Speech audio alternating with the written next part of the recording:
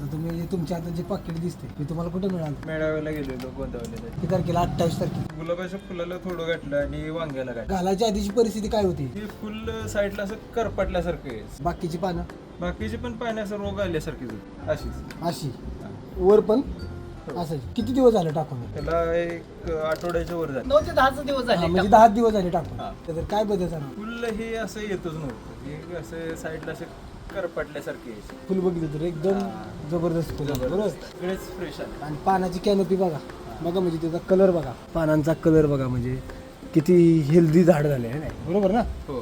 ज्या वेळेस तुम्ही वापरलं होतं त्यावेळेस असा देठ हा असं देत नव्हतं. रिझल्ट एसएमचा हो.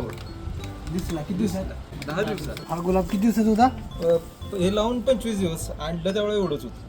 एवढंच होतं, म्हणजे एक तीच बरं. हा ठीक टाकून किती दिवस झाले याला सुद्धा? आहे. याला पण तेवढेच दिवस. बर सर, जर एक बघितलं तुम्ही, निरीक्षण जर केलं तर खालची कॅनोपी बघा आणि जी वरची, आता ही जी झाड आहे ह्याची जर कॅनोपी बघितली वरून इथून वर, म्हणजे किती हेल्दी झाली बघा. हो.